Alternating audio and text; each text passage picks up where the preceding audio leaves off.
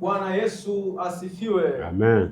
Mpendwa mtazamaji na msikilizaji wa kipindi chetu cha mwongozo wa kujifunza Biblia unaofahamika kwa jina la Bobea Andikoni, nipende kuwakaribisha siku ya leo, siku ambayo tuko katika somo la 5.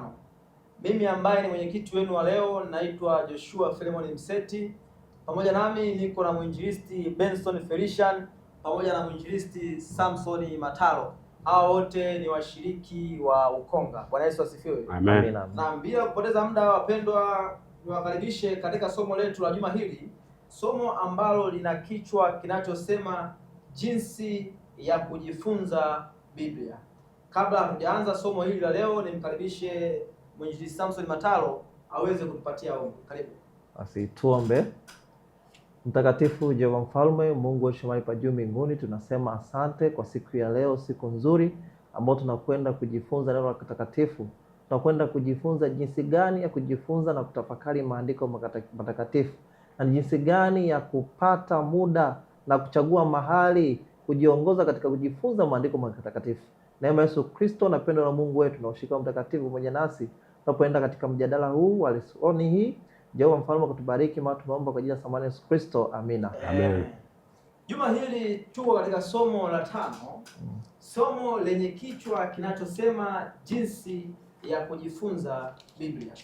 Lakini kabla hatujaanza somo letu la juma hili, nimkaribishe mwinjilisti Benson aweze kutupitisha kidogo katika somo la 4, somo lililopita. Katika somo la 4 lililopita lilikuwa inasema nafasi ya Biblia ama wajibu wa Biblia, na tuliweza kuona kwa mujibu wa kitabu cha waraka wa pili wa Timotheo sura ya 3 kuanzia mstari wa 15, 16 na 17, tuliona ya kwamba wajibu ama nafasi ya Biblia ni kutufundisha, ni kutuhekimisha, ni kutuadabisha na kutuelekeza njia njema ili kuweza kufanya mahusiano sahihi na Mwenyezi Mungu. Huo ndio wajibu mkubwa wa Biblia, na ndio somo ambalo tuliangalia somo la 4 juma lililopita. Asante. Asante sana. Mwinjilisti Samson. Naam. Juma hili tuko katika somo la 5. Ndio. Somo ambalo linasema jinsi ya kujifunza Biblia. Ndio. Hebu tupatie kidogo muhtasari wa somo hili la juma hili. Karibu. Asante.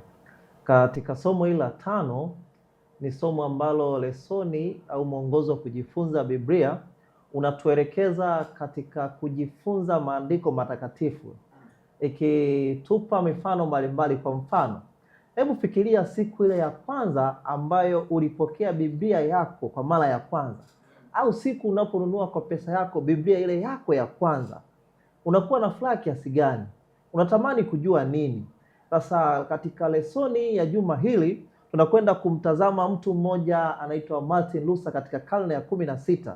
Mtu huyu anaita Biblia kama mti, mti wenye matawi kama vitabu. Matawi ya mti amechukulia kama vitabu vya Biblia, kwamba Martin Luther alifurahi pale anapoelezea, anafurahi kusema kwamba Biblia kama mti na vitabu kama matawi, amepata kugusa kila tawi, kupita na kugusa kila tawi kwenye ule mti, na akapata nafasi na kufurahia kwamba anasoma Biblia mara 2 kwa mwaka mmoja.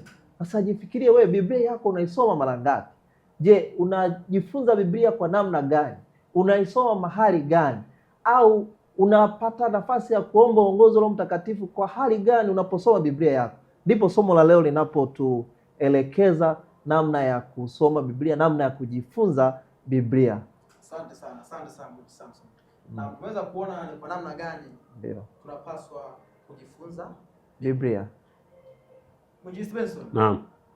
Kwa nini tunapaswa kujifunza Biblia? Ninapokuja kwenye swali lako la kwa nini tunapaswa kujifunza Biblia, kabla sijajibu swali lako niongeze kwa kipengele ambacho rafiki amekizungumza, kwamba alilinganisha Biblia Martin Luther kama mti wenye matawi mengi, na alipita tawi moja baada ya tawi jingine, ikimaanisha kwamba kitabu kimoja baada ya kitabu kingine, vitabu vyote 66 vya Biblia aliweza kuvisoma. Hii inaniambia nini mimi nayezungumza hapa na msikilizaji anayesikia na kutazama? Ni kwamba isiwepo akasema ya kwamba hili tawi ni gumu, akasema kwamba hiki kitabu ni cha Danieli, hiki ni kigumu, siwezi kufanya nini, siwezi kukisoma, hii ni Ufunuo, siwezi kuisoma, atakuwa ameruka baadhi ya matawi. Hivyo basi mwongozo aliotoa Martin Luther ni mwongozo mzuri ambao unamfanya kila muumini ama kila Mkristo ama mtu yeyote anayehitaji kujifunza Biblia kupita kwa tawi moja baada ya jingine. Sasa nirudi kwenye swali lako. Kwa nini tunahitaji kujifunza Biblia? Tumekuwa na vyanzo vingi ambavyo vinatoa habari na kutoa taarifa, na wakati mwingine tunashindwa kupata taarifa ambazo ni sahihi katika maisha ya mwanadamu. Biblia ni kitabu cha pekee ambacho kinatoa taarifa sahihi kuhusiana na maisha ya mwanadamu katika nyanja zote za kimaisha. Hiyo ni nyanja ya kiroho, nyanja ya kiuchumi, nyanja ya kiutamaduni, nyanja za kisiasa. Biblia inatoa majibu hayo yote. Hivyo basi tunaenda kujifunza Biblia ili tuweze kumjua Mwenyezi Mungu ambaye ni muumbaji wetu, kupata taarifa zake kupitia katika maandiko matakatifu, na ndio maana tunajifunza Biblia. Asante sana. Una chochote cha kuongezea? Ndio. Naam, karibu. Okay, asante. Katika ukisoma Biblia, ukisoma Zaburi 119, maanake ndio sura tunayojikita katika somo la wiki hii la juma hili. Ndio. Kwamba inaeleza kwamba kwa namna gani Wakristo waichukulia Biblia ama maandiko matakatifu. Unasoma kwamba jinsi gani kijana aimarishe njia yake. Naam. Neno lako ni taa miguu yangu. Zaburi 119 imeeleza kwa upana zaidi, na ukiangalia umuhimu wa kusoma Biblia, moja, unapata kujua kwamba maombi ni sala zetu kwenda kwa Mungu, lakini Biblia ni maneno ya Mungu kuja kwetu, ni sauti ya Mungu. Kwa Mungu anazungumza na sisi kwa kutumia nini? Maandiko matakatifu, yani Biblia. Kwa ukiwa unasoma Biblia ni wasaa unapata kumsikiliza Mungu. Na Wakristo wengi kuna wakati tunatumia muda mwingi kuzungumza na Mungu, kumwambia Mungu, kumweleza Mungu. Lakini kuna wasaa inakuja Mungu naye anatamani azungumze na sisi. Na anazungumza na sisi kupitia nini? Maandiko matakatifu. Hiyo ndio nyongeza yangu. Asante sana. Na baada ya kuona hayo, ni kwa nini tunapaswa kujifunza Biblia? Je, nije kwako Mwinjilisti Samson Matalo. Ni mambo gani ya muhimu ya kuzingatia wakati wa kujifunza Biblia? Naam, asante sana. Kuna mambo muhimu ya kuzingatia unapojifunza Biblia. Biblia ni kitabu tofauti sana. Unaweza ukavifahamu vitabu vingi vya kisayansi, vitabu majarida na magazeti. Yale mtu anaweza akasoma muda wowote, mahali popote, na akaelewa na akapata. Lakini Biblia inakuja na uongozi wa Roho Mtakatifu. Kwa lazima kuna mambo ya kuzingatia. Kuna mambo makuu mawili. Kuna jambo la muda wa kusoma Biblia. Lazima uchague muda wa kusoma Biblia. Si kila wakati unaweza ukachukua Biblia yako na kusoma. Lakini pia kuna mahali pa kusoma hiyo Biblia. Kwamba si kila mahali unaweza ukafungua Biblia ukaanza na kusoma. Ukafungua Biblia ukaanza na kusoma. Kuna mahali na Biblia unapaswa kuisoma kwa kichwa na kuongozwa na Roho Mtakatifu. Kwa lazima uchague mahali pazuri patulipo kusoma nini? Biblia. Ni hayo mambo mawili, kuna muda na mahali. Naam, Mzee Benson, katika muda na mahali una lolote la kuongezea hapo? Katika kipengele cha muda pamoja na mahali, naomba tuweze kusoma kitabu cha Marko sura ya 1 mstari wa 35. Inasema hata alfajiri na mapema sana Yesu alikuwa anaamka na anaenda kuomba. Na hapo sio kuomba tu, ikiwemo na usomaji wa Biblia. Sasa nazungumza, nianze na upande kama alivyozungumza rafiki. Hilo fungu tayari naonesha muda. Ila amesema alfajiri na mapema sana. Wataalamu wa Biblia wanasema ya kwamba alfajiri ni saa 11, mapema ni saa 10, sana ni saa 9. Kwa hiyo Yesu alikuwa na utaratibu wa kuamka saa 9 kwa ajili ya kujifunza maandiko matakatifu na kwa ajili ya sala. Kwa nini tunazungumza habari ya alfajiri na mapema sana? Kuna mambo ya kuzingatia habari ya alfajiri na mapema sana. Moja, ni muda ambao ubongo unakuwa uko angavu na tunasema uko active kuweza kupokea mambo. Lakini macho yanakuwa angavu kutazama. Lakini tunakuja kwamba masikio ni muda wa kuweza kuisikia sauti ya Bwana. Na huo ni muda ambao ni wakati wa utulivu kabisa, ambapo unapokuwa unasoma hakuna kitu kingine ambacho kinaweza kikakuletea shida. Kama nafikiri alivyosema kwamba sio kila muda una uwezo wa kusoma Biblia, lakini akazungumza habari ya eneo ama mahali. Mahali tunatafuta eneo lenye utulivu. Sasa sio kwamba uko kwenye daladala unafungua Biblia.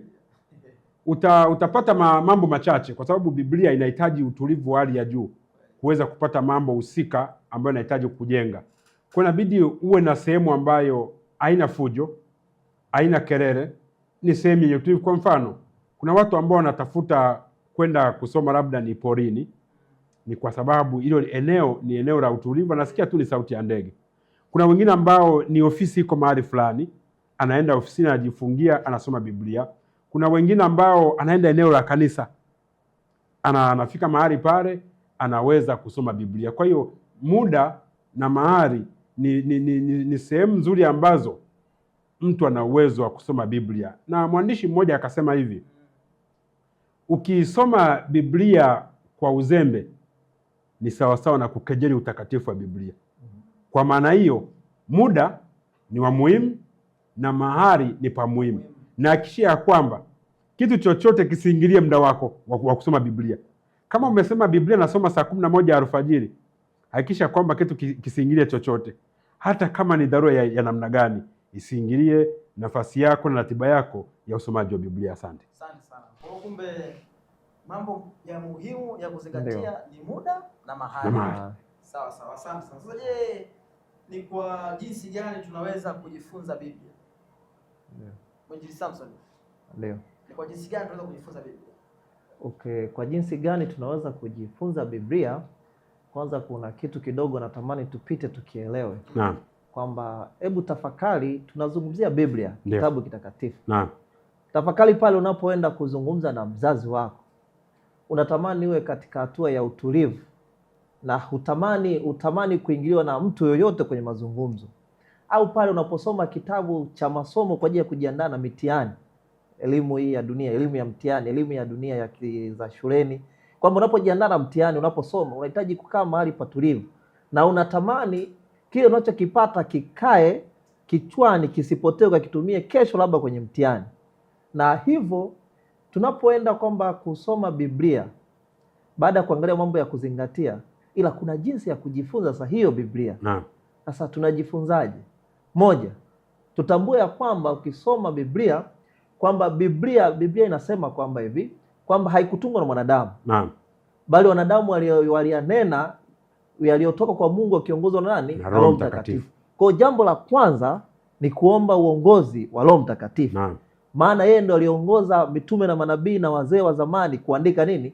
Biblia. Naam. Kwa ukiomba uongozi wa Roho Mtakatifu, ukaingia kusoma Biblia, moja kwa moja utakuwa umehusianisha neno la Mungu na mbingu.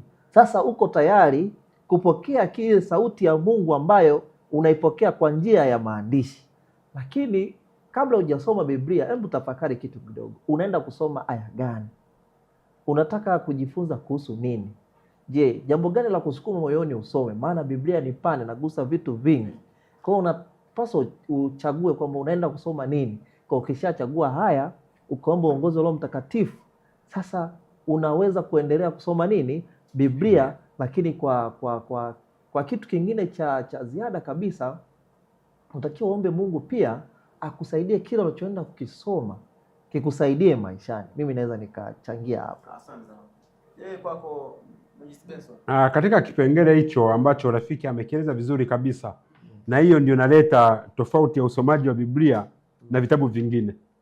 Ninajua hapa mmepitia shuleni, mmepitia vyuoni, mmekuwa na vitabu maarufu ambavyo wewe uamke saa 7, saa 5 asubuhi, unaenda unafungua, tunaanza kufanya nini? Kusoma. Biblia iko katika mfumo huo. Rafiki amezungumza kwamba lazima uombe nguvu na uwezo wa Roho Mtakatifu. Namna alivyoongoza mitume kuandika, ndivyo atakavyo kuongoza na wewe kuweza kusoma Biblia.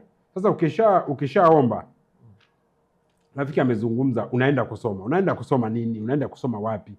Sasa kuna utaratibu. Kuna wale ambao wana usomaji wa Biblia kwa mpango. Yeye anaamua kwamba nataka nisome Agano Jipya peke yake, nianzie hapo, Agano la Kale. Lakini kuna wengine ambao wanasoma Biblia kwa mada, kwamba nataka nijue habari ya wafu wako wapi. nataka nijue habari ya ufufuo.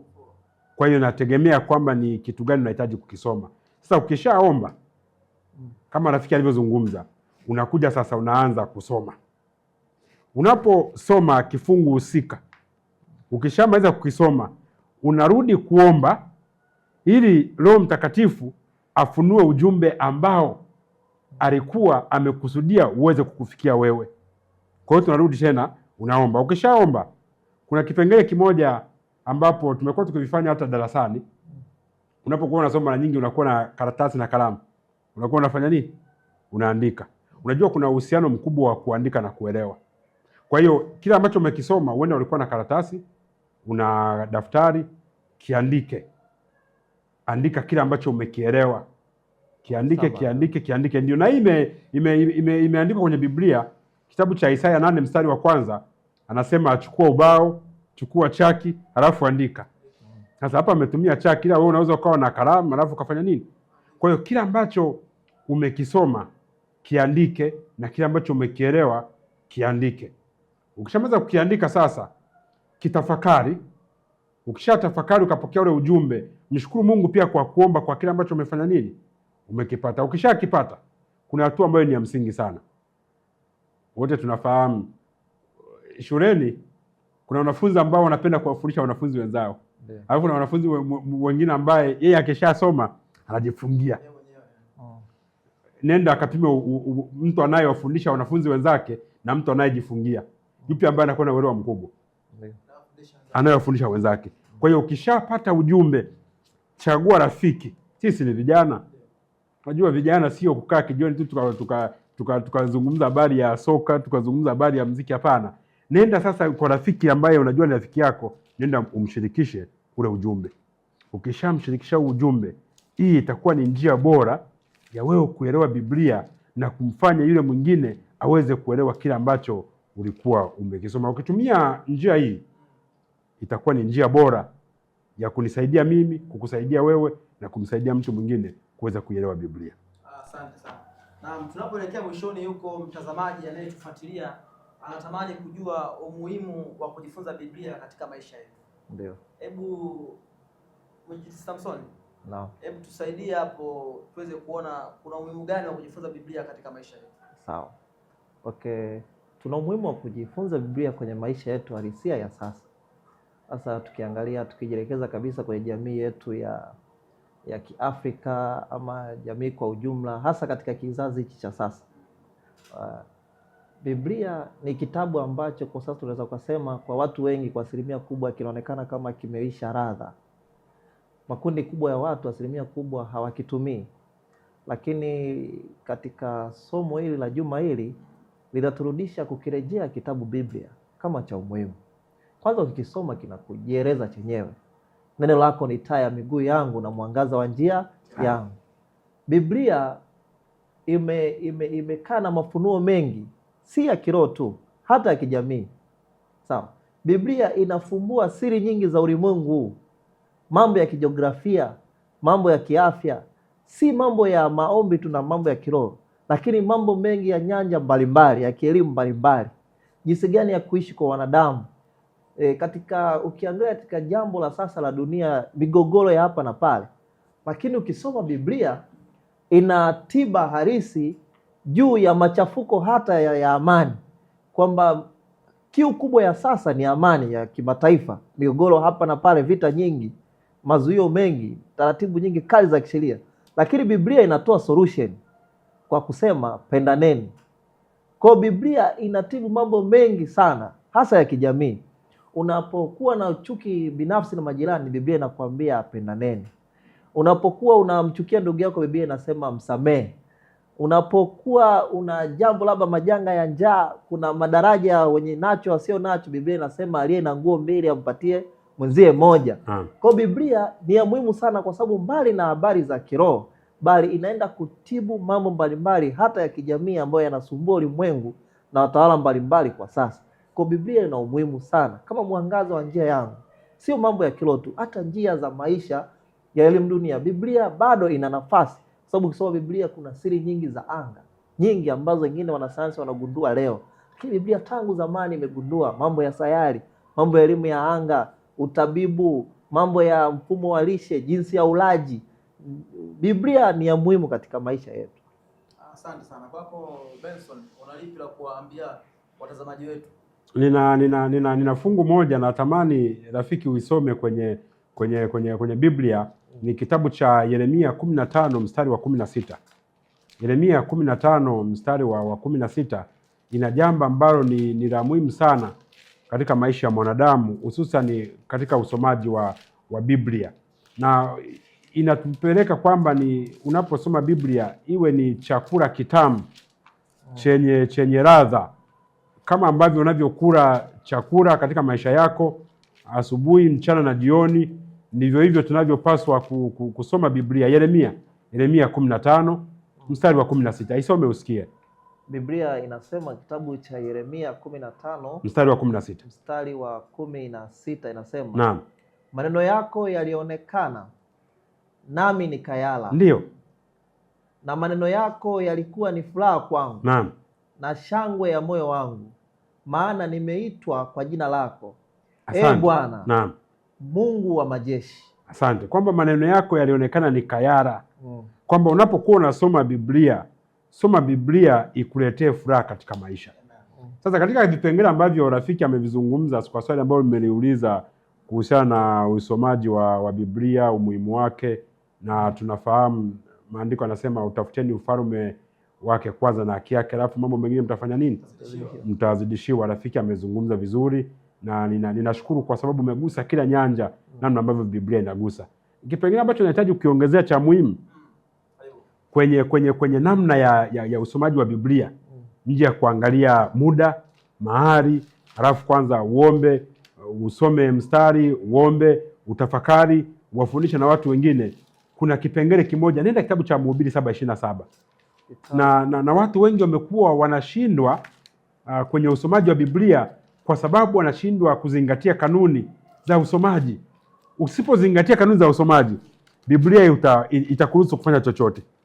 Lakini ukizingatia kanuni za usomaji, utatembea sawa sawa na Biblia inachokitaka. Mhubiri 7:27. Mhubiri sura ya 7 mstari wa 27 inasema, tazama, asema Mhubiri, ndio, mimi niliyoyaona hayo kulinganisha hili na hili, ili kuitafuta jumla. Kwamba katika usomaji wa Biblia lazima hii kanuni zingatiwe, ya kulinganisha hili pamoja na hili, ili tuweze kuipata jumla. Hauwezi ukasoma kifungu kimoja ukasema nimeipata jumla. Ndio wale unasikia nakwambia soma hiyo, unasoma kwa kifungu moja nakwambia inasemaje hiyo. Huo sio usomaji mzuri wa Biblia. Soma kitabu cha Mathayo, umekutana na aya fulani, rudi kwenye kitabu cha Marko inazungumzaje, rudi kitabu cha Mwanzo inazungumzaje. Na hii Isaya ameizungumza 24 mstari wa 10. Anasema ni kanuni juu ya kanuni. Ameeleza pale huku kidogo na huku kidogo. Kwa hiyo ameiweka vizuri namna ya usomaji wa Biblia. Kwa hiyo tunapoenda kusoma Biblia, tusio watu ambao tunarukia kifungu kimoja baada ya kingine bila kuzingatia. Kama umesoma kifungu fulani katikati, soma aya nzima. Jua muktadha wa ile aya ilikuwa inakutaka nini na inataka tuweze kuelewa nini. Hivyo basi, kuna jambo ambalo ni la muhimu. Naomba nilinukuu hapa. Nilinukuu tunapoelekea, nafikiri ni mwishoni mwa kipindi. Sikia inachokisema. Huu ni mwongozo wa miaka iliyopita. Inasema Biblia ndiyo kanuni ya pekee ya imani na mafundisho. Kwa hiyo mtu yeyote anapotaka kujenga imani, tuhakikishe kwamba imejengwa ndani ya Biblia. Na hakuna kilicho bora kuhekimisha ubongo na kupanua uwezo wa kufikiri kuliko kujifunza neno la Mungu. Kwa hiyo kama unataka kupanua ubongo uweze kupata maarifa, uweze kupata ufahamu, usihangaike na vitabu vingine. Sio kwamba sio vya muhimu, soma kwa ajili ya maarifa, lakini Biblia ndio inaleta kupanua ubongo. Na mwisho anasema hakuna kitabu kingine chenye uwezo wa kuinua fikra na kuboresha vipaji vyetu kama vile ukweli sahihi wa neno la Mungu ufanyavyo. Kwa hiyo Biblia ni kitabu ambacho ni zaidi ya vitabu vingine ambavyo ulimwengu umepata kuviona. Mpendwa mtazamaji na mfuatiliaji wa kipindi chetu, hapo ndipo tumefika mwisho wa somo letu la juma hili, somo la 5. lililokuwa lina kichwa kinachosema jinsi ya kujifunza Biblia. Nipende kuchukua nafasi hii pia kukualika usikose somo linalofuata, somo la 6 ambalo litakuwa lina kichwa kinachosema maisha yangu ya maombi. Mungu akubariki sana kwa kufuatilia mafundisho yetu haya, na kabla ya kuondoka hapa nimkaribishe mwinjilisti Benson aweze kutupatia ombi la kufunga. Karibu. Basi tuombe. Baba yetu na Mungu wetu uishie juu mbinguni, asante kwa neema yako, tunakushukuru kwa nafasi ambayo umetupatia na nafasi ambayo umempatia msikilizaji na mtazamaji akifuatilia vipindi hivi. Endelea kumbariki, endelea kumwongoza, kafunue mawazo katika akili yake na ukamfundishe namna ya kuisoma Biblia, na ikawa ni mpango wake kuisoma Biblia asubuhi, mchana, jioni kwa ajili ya wokovu wa maisha yake. Asante kwa sababu neema yako yatosha. Ndio tunavyoomba kwa imani kwa Kristo Yesu. Amen. Amen. Barikiwe sana. Nawe mbarikiwe.